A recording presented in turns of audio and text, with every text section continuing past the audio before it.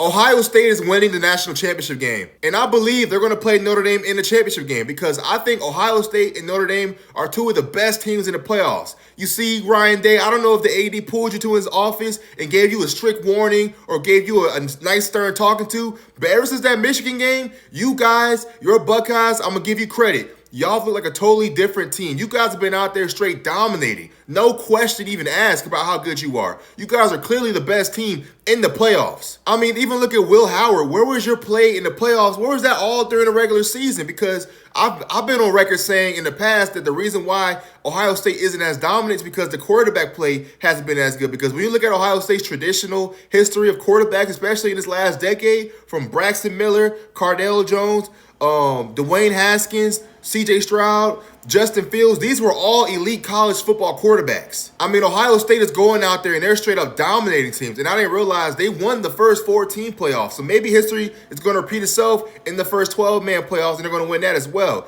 And honestly, they played Texas. I think they're going to dog walk Texas. Now, Texas is a very talented team, but I don't know. I don't know if it's the offense or the quarterback, but something is just not right. I don't know. I don't see Texas as elite. Now, they had a probably game of the year against Arizona State last week. Great game. But if you're the best team or one of the best teams in the SEC, should you really be in a dogfight with Arizona State? I'm not trying to discredit Arizona State at all. They played an amazing game. But the kind of recruits Texas get compared to Arizona State, you would think they should be able to go in there and handle business, especially being up by so many points in that game. I mean, I don't know. I just don't see it. I don't see them even playing with Ohio State all four quarters. I think it may start off close, but Ohio State's going to come in there and dominate Texas because the way they've been playing lately, who's going to stop them? I know Texas can. If you can't stop Arizona State, you cannot stop Ohio State. That's two different tiers of football. That's very good and that's elite. Then as far as Notre Dame and Penn State, that's going to be a great matchup. I don't think either team is that much better than the other. But what I would say between Notre Dame and Penn State, I think the offense for Notre Dame is slightly better than Penn State's. And I think Notre Dame has a better quarterback with Riley Leonard. I don't know. I'm watching Penn State play Boise. Now, Penn State is very lucky they have an elite defense. And that Boise State was kind of weak up front because I'm watching them play Boise.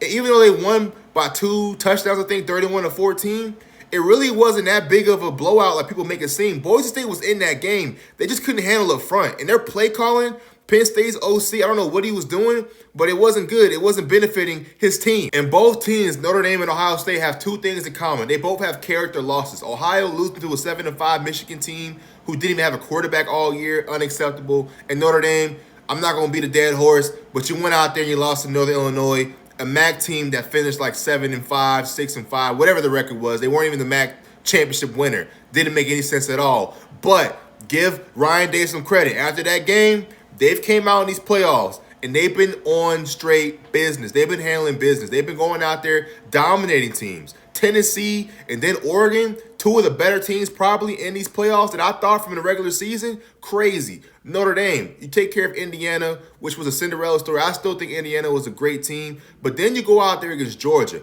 Now, with Carson Beck playing, I still think Georgia was a very beatable team because Georgia, the receivers can't catch the ball. And overall, they've been kind of flawed this year. But with the true freshman Gunnar Stockton, the quarterback, I thought they even had an even better chance at beating Georgia. And they went out there, not only beat them, but they pretty much dominated Georgia, I would say. They set the tone. Now, Georgia did make mistakes. They had penalties. They had drops. But Notre Dame, as a good team, you have to capitalize on those mistakes when you're playing a team as talented as Georgia. And they did that. So credit to Notre Dame as well.